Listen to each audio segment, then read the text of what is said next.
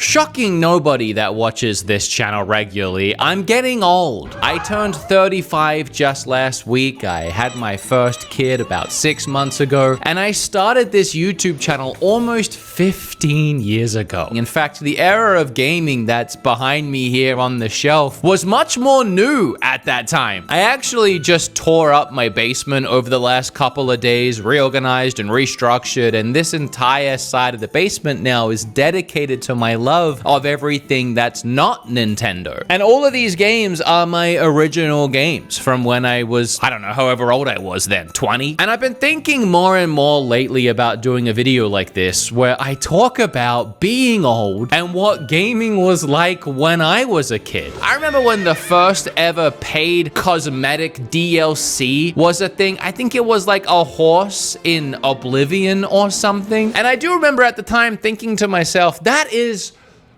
ridiculous. Cut to now. Cut to me now. I mean, just the other day, I was playing Fortnite live on Twitch with my friend Bob, and we realized the Sabrina Carpenter skin was available. And boy, howdy, you better believe we bought it. Hell yeah. What happened to me? It's because that's just the way gaming is now. Everything is DLC. Everything's microtransactions. Everything is live service and free to play. But how did we get here? You know, it's funny. A lot of people hate when a sponsor pops up in a YouTube video because typically it has nothing to do with what they clicked on. But for me, in this case, it's gonna be my favorite part because I get to sit here and film eating exclusive and seasonal Japanese snacks. Tokyo Treat is the more popular snacks that you'll find on store shelves when you're traveling and exploring Japan, and Sakurako is the more artisanal cakes and biscuits from local snack makers throughout Japan's countryside. Okay, I'm gonna start with Tokyo Treat as always. This month is Tokyo Treat Snack in Wonderland box. You have delicious double berry Kit Kats. That flavor is so strong. It's actually quite surprising. I really like it. Bala love French salad chips.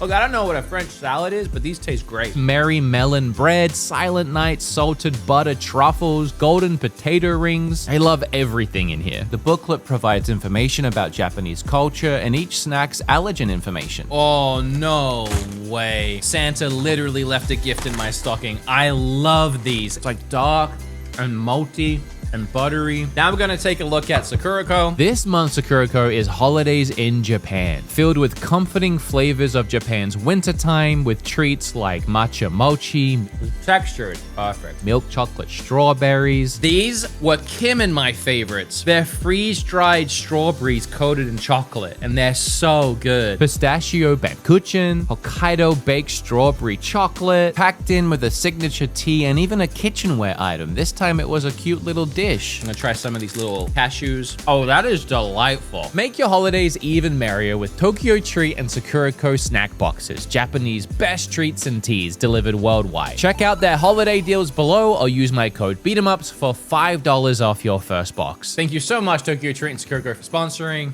And regrettably, we will now go back to the video. When I was born, an NES was already in my house. I had Mario Brothers 1 through 3. I had the Maxi 15 pack that came with games such as Menace Beach and Chiller. In fact, that's the Maxi 15 pack right there. I bought it recently when I went back to Australia because I wanted to relive my childhood. It's in a glass case now. Still haven't touched it. Now that's being an adult gamer. That's gaming in your 30s. You buy it and you don't play it. Back then, gaming was definitely simple. I mean, games were fairly straightforward and I don't want to say rudimentary, but they usually just did one thing and did it well for multiple hours until you beat the game. It was very rare to get games that mixed things up and really gave you the sense of adventure. I remember the first Kirby was one of those games. I never had Zelda growing up. My first Zelda was on Nintendo 64. And that's where games really started to come alive for me once we hit the 3D realm. The scope and the sense of adventure was unlike anything I'd experienced outside of reading a book or watching a movie. All of a sudden, I could play a protagonist in an open-ish world adventure and go wherever I want and meet characters and upgrade my weapons, and are you kidding me? But a game on the Nintendo 64 that I think is a standout, Super Smash Brothers. I mean, you look at games like Fortnite Fortnite, where the whole idea is a bunch of characters coming together and meshing in one giant game. For me and for many people, the first time we ever experienced that concept was in Super Smash Brothers. There would have been no sticking your credit card in at that point to unlock Luigi. You got like 8 characters off the rip, and then just by playing the game, you would unlock a ton more. For me and a lot of people, that's one of the things I miss the most about gaming growing up and back in the day, is everything was in the game. There was no DLC, there was no content patches that came later, there was no shipping the game before it was ready and hoping to fix it later over Wi-Fi. For better or worse sometimes, but for the most part, it forced developers and publishers to actually finish their video games and fill it full of fun content to make it worth the price tag. And that's exactly what a game like Smash Brothers on Nintendo 64 was. Then as I grew up, I got a GameCube, which was very much the same sentiment as Nintendo 64, where you get finished quality product games. Then you move into Wii, and it was around the Wii era where I started finally breaking free of Nintendo's shackles and leaning into everything the gaming world had to offer. I had a Wii, I had an Xbox 360, and I had a PlayStation 3. But this was still the time period before you could really squeeze a lot of money out of a video game. I mean, sure, DLC for some games were available, but you were still just making a fun video game and hoping someone bought it. And they were still taking risks because of that. It was just a time where we got some really unique experiences. We have games like Gun, games like Wet. This was my favorite type of video game at the time. Just a hack and slash action, Devil May Cry type game. This one was with a female protagonist, and you just got absolutely gory and bloody and sliced things up. Another example of that is Lollipop Chainsaw. I mean, gone are the times of getting a game like Brutal Legend. Another hack and slashy kind of game with an actually pretty interesting story. You had Jack Black playing the main protagonist, Tim Curry was the bad guy. Even cameos from Ozzy Osbourne, Rob Halford, Lemmy. I mean, what a product of the time. This is a side tangent, but that was back when Xbox actually delivered in their experiences. Games like Fables 1 through 3, which were for me essentially Xbox's Zelda. That's how I always saw it, and that's why I loved it so much. It was a different take on the role-playing adventure game featuring a kind of more of an adult, I guess, an adolescent character, casting spells and swinging a sword and meeting characters. I mean, cut forward to now, and Fable 4 is still nowhere to be seen. Xbox keeps canceling every video game ever, even the sequel to Perfect Dark. Now there's such an expectation on how much money a game can make, and these insane rising development costs that video games will get shut down because 1, it's taking too long, and 2, it's costing too much, especially when there's so many choices for video games now. I mean, indie games, I love indie games. It seems like the newest big smash hit video games that really blow up are these $5, $10, $15 indies that hit Steam and go viral on Twitch, and that's what everyone wants to play. People were playing Peak in droves, in millions of concurrent players playing Peak. Just a little indie game about a few guys in a proximity chat lobby trying to hit the top of a mountain with really basic controls. These are the games now that take the world by storm and beat these big publishers to the point where the big publishers don't even bother finishing their game, and they'll just sink the lost cost on whatever development time they've already put into it rather than try. And I think that's also a key point in all of this too. It's how much video games cost now. I mean, Rockstar's GTA 6 is costing $2 billion. I mean, Rockstar knows that they'll make that money back, but there isn't another publisher or developer that can take that risk, which is why risks are so less risky when you develop a live service game, because players can play it for free and then sink way more than $60 to $70 in skins. And I'm as bad at it as anybody else. It's funny to think about games like the original Sonic the Hedgehog series for like Genesis, which they made those games with just a couple $100,000, and a lot of us played Sonic and played those games growing up, and we bought those games for more than what video games cost now. Video games back then ranged anywhere from $50 to $100. There was Super Nintendo sports games in those magazines for like $120 in the 90s. Now that's like $200+ for a video game if you account for inflation. And they were making those games for a fraction of the price they make them for now. But a gorgeous video game will come out with cutting edge graphics and visuals, and we'll say that it costs too much. But comparatively, we're getting away pretty lucky. The gaming market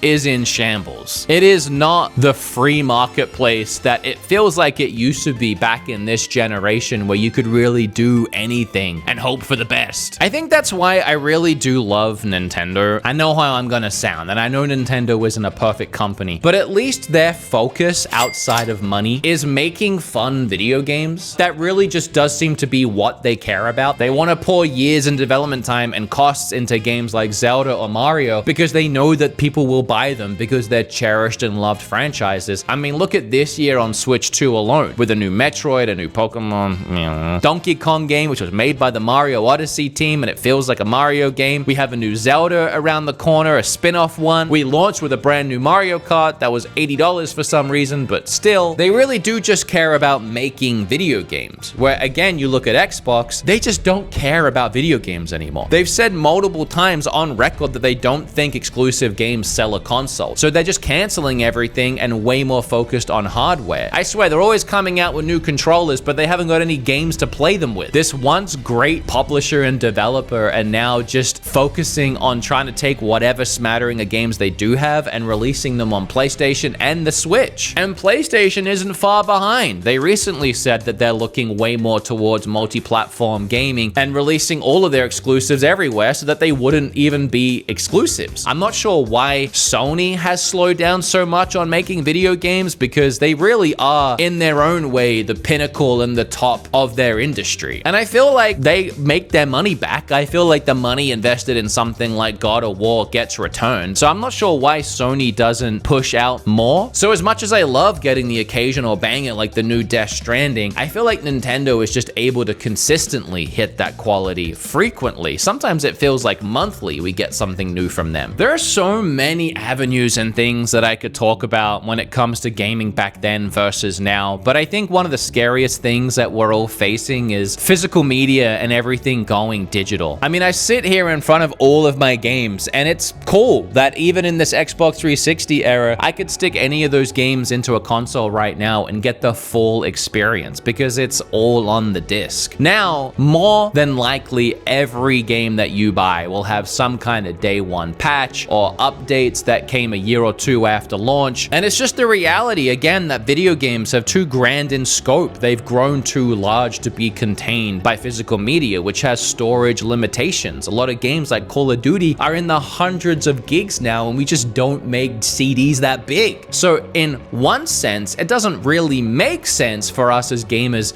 to want to keep physical hardware because we're limiting the capability of these games. If we expect them to all be condensed and crushed into these lower formats, you literally gonna have to have less of a game at that point. So we want to keep the physical, but at what cost? It does make more sense for this media to go digital. It does make more sense for this information to be on the web cloud, whatever, for us to download at our whim. I mean, you look at movies, you look at TV, and you look at music. It was a relief when all of that went digital. I remember growing up with having to have DVD box sets of That 70s Show, and every 4 episodes I had to get up and change the DVD, one of 16 per season. It was a nightmare. And eventually we moved on so far that things went streaming. And I gotta be honest now, it's better than ever when it comes to things like music. To load up Spotify, pay the $10 a month or whatever, and be able to play any song I want whenever I feel like on any device. And I know at some point video games are going to be all digital. Maybe not me and my generation, but there's definitely going to be a generation that's thankful that it's all digital and they didn't have to deal with physical media. This is definitely an old person thing to care about. And now we face challenges like with the Nintendo Switch 2 and everything being a game key card. To be fair, that just doesn't make sense. If you're going to do the physical thing anyway and have it take up space in our game rooms, it may as well be the physical thing, especially when most of these Switch 2 games would fit on a cartridge. I had this conversation a lot through the Switch generation, people asking when I thought Nintendo would go all digital, and I really thought they would be the last one. I thought PlayStation and Xbox were probably in the last generation now with PlayStation 5 and the Series X, but I thought for sure Nintendo, the toy company, the physical, tangible company that sells us $50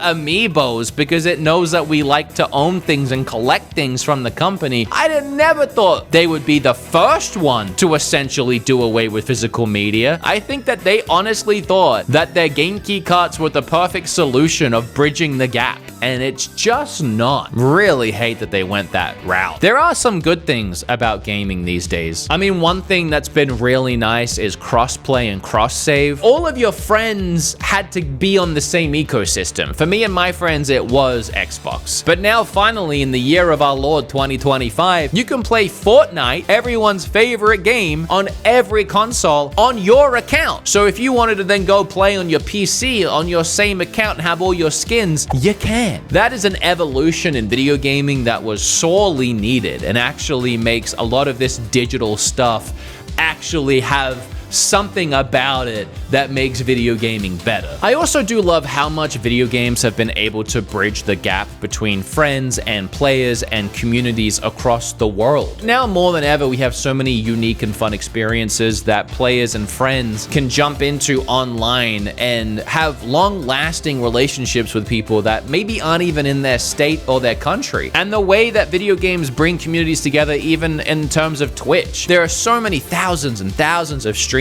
and people that sit there live every single night and play these video games for their communities to bond and find happiness in, you know, find like-minded people. I guess the trade-off for that is I do miss just a bunch of friends in the same room. I mean, I mentioned the Xbox LANs. Man, I miss that. I've done it a few times here or there in my adult years. Bingle's come over and we've played Valorant in the same room. It's just not the same as it used to be. And couch co-op games, you know, Nintendo still tries to force couch co-op on us. They make games like Mario Party so restrictive online. Really, you get the most out of playing those games next to friends on a couch. And if you do have some adult friends who happen to also be into gaming, they can be some of the best nights playing Jackbox. The amount of times on like Friendsgiving, for example, everyone will come over and sure enough, at some point, we'll probably load up some Jackbox or some Mario Party or Mario Kart. It doesn't happen nearly as much throughout the year as I would like, but to be honest, those are the best gaming shared experiences, and the online doesn't really even come close. It's nice that it's possible, and it's nice that you can play games with people that can't come over, but if you can get some friends over, don't let that fade, because that is where real friendships are made. Or with Mario Party, where real friendships are broken. I know I said we don't get as many unique and fun experiences anymore from AAA studios, I mean, not like indies. Indies are crushing it in that aspect, but I will say that when we do, it still impresses the little kid gamer in me how incredible video games look these days. And I have always been the kind of gamer who chases the next peak of video game visuals, which I know is funny to come from me because most people only know me as the Nintendo guy. And ultimately, all I care about is a video game being fun. A game can look beautiful, it can look incredible. If it's not fun, I'm not gonna play it. And Nintendo is where my heart lies, but there is this whole other side of me that even recently loading up Death Stranding on my PlayStation 5 Pro, just blown away by the visual quality, and it does always excite me to see technology take that next step. It's why I've always loved VR and the concept of VR, because I'm so excited to be a part of that technology now and be here on the ground floor watching it grow and enjoying these cool concepts and experiences. It's also why I love those Vicha glasses and even technology like that. I just love tech. I love the future aspect of video games, and I love advancements, and I love seeing video games grow. Thinking back to my NES and playing those 8-bit games as a kid and the massive leap, I still chase that high, that Ocarina high of, wow, look at this game. I mean, those are the experiences that I crave. And you know, that's part of evolution. We get all the crap and we get all the stuff that I don't like along the way, but every once in a while we get a God of War Ragnarok, or we get a new Naughty Dog Dog or the new GTA 6, which I am really looking forward to seeing how that not only pushes the limits of video games, both visually, but also gameplay-wise, because you know that game's also going to be an adventure. And I don't know why